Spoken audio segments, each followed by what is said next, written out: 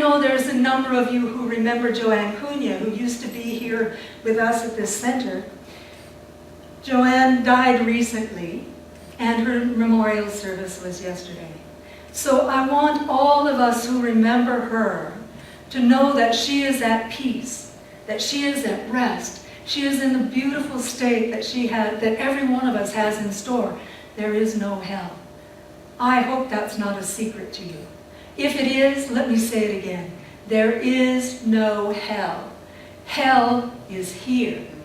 The kingdom of heaven is at hand. The kingdom of hell is at hand. If you're living in hell, change your thinking. If you're living in heaven, keep your thinking just the way you're doing fine. But there is no place where we should not be at rest. And Joanne is at rest now. And I am holding all of that community in great prayer because it's the empty place that aches. It's the empty place in our lives when we lose someone we know and love that hurts while it fills back in with the memories, the good thoughts that we have. So those of us who know Joanne, just hold Ruth, her partner, and all of that community in loving kindness. They deserve it. They need it. They want it. They should have it. I feel it too. So as we're moving through our beautiful one, wild, and precious life, in a state that is not two, but one, remember that we are interacting with God. Every person that we meet is the divine.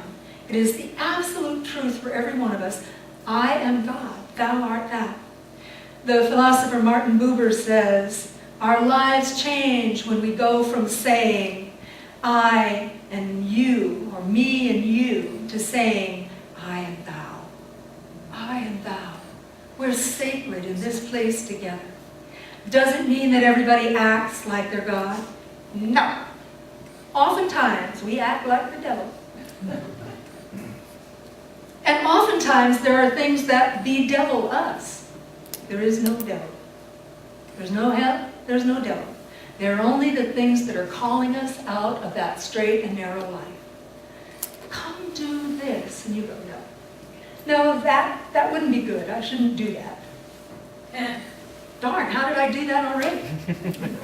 We are holding on to a life that is wild and precious, and we are moving it in the direction of what we desire. What you desire cannot be anything but what God desires for you. For we are sharing the one infinite mind. That's all there is. We are open at the top, and truly Spirit is pouring itself into us, and we are pouring ourselves back out to it. It's a constant flow. There is never any stoppage in it. And so we're using that one united mind to be the essence of our life. What do you want? What should you have? What do you need? Spirit provides. And there does not ever have to have been a precedent for the thing you desire to become manifested in your life.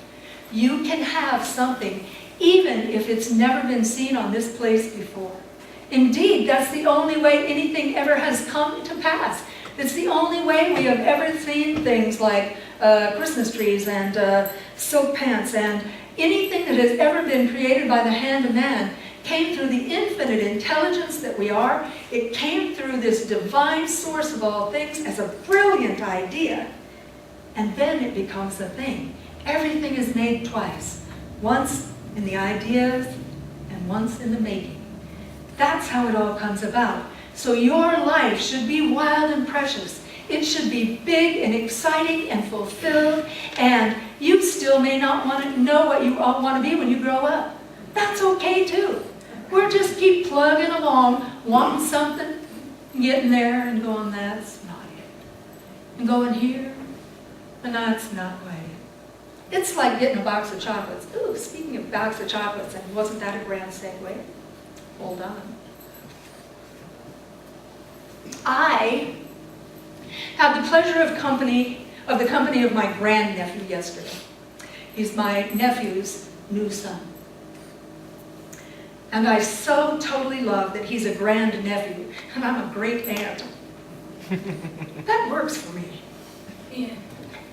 And what I did was take him up to a chocolatier, a chocolate manufacturer, a chocolate maker. in Carpinteria that Deborah had told me about. And he likes chocolate. Amazingly enough, he's 9 years old. He'll be 10 on the 20th. And he likes dark chocolate. Most kids don't like dark chocolate. He's got pretty sophisticated tastes. So we went off to the chocolatier, and we found some candies, and we got some chocolate, and we got a little more chocolate, and we ate a lot of chocolate. It was a chocolate-filled day. And then we went to see the Nutcracker last night. We did a drive-by at Lorraine's for the Serendipity. For those of you who were there and you didn't see me, it's because you were later than I was. Came in, drive through, have a little something to eat, back out to the Nutcracker. I believe that for 9-year-old boys, the second act without the grand pas de deux at the end would be much better than having the whole thing. It was a little too much dance for a boy. But when my nephew was 9 years old, I took up ballet. I took up ballet for my one wild and precious life when I realized that I had made myself ill unto death and that I needed to do all those things on what is now called a bucket list. And the first thing was, I can't die yet. I haven't taken ballet. Within 3 months, I was in a ballet class. 3 months after that, I danced on point in the Nutcracker.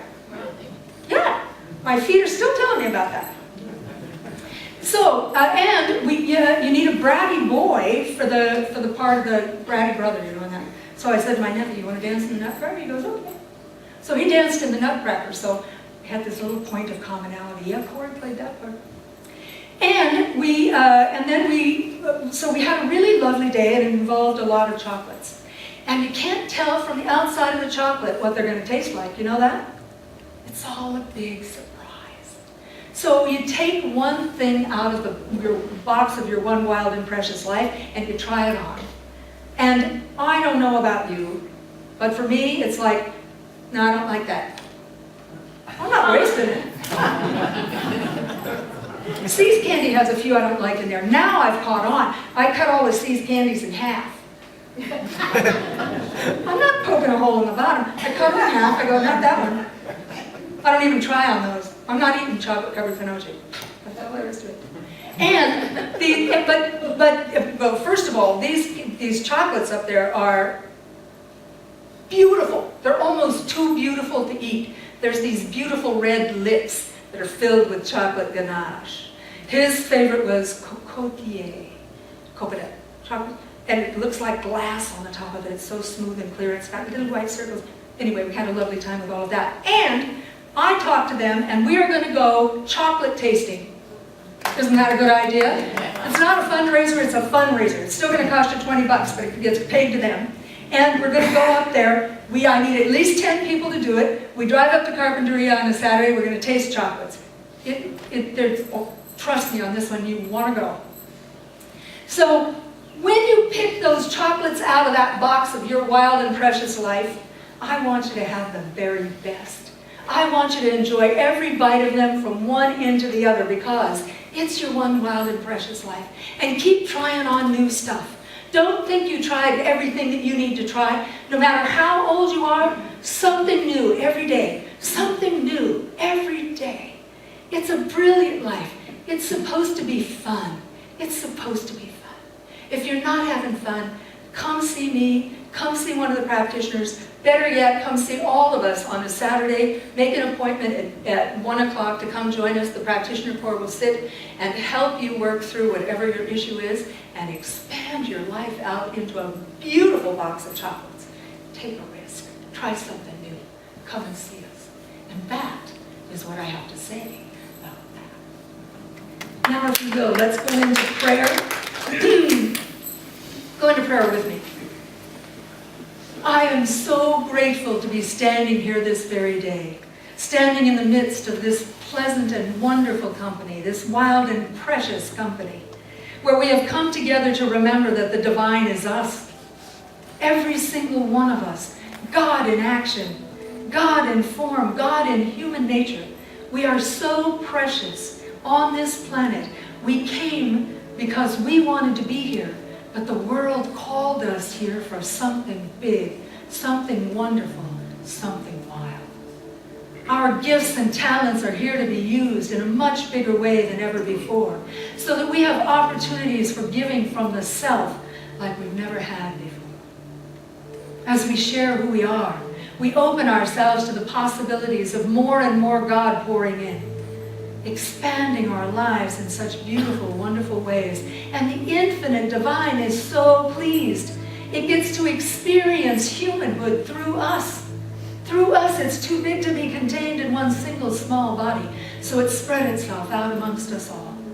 Here we are together, God in group, God as individuals, God as love, and God as love, and God as more and more love. So we love every human incarnation, every animate and inanimate object, and we let go of the things that make us think we're separate from anyone else. Those are only the things. Allowing that unity, that non-duality to permeate every cell of our body, we recognize that it also sees then that our health is assured because there's only one. It's divine, and my body knows how to act in that way. It means that our relationships are whole and holy.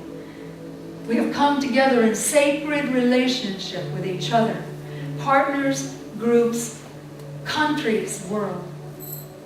And each and every one of us has come together for the purpose of expanding our awareness of the abundance of the universe. We open ourselves to receive more and more, not because we're greedy, but indeed because Spirit is pouring more and more out, and we are simply learning to receive more.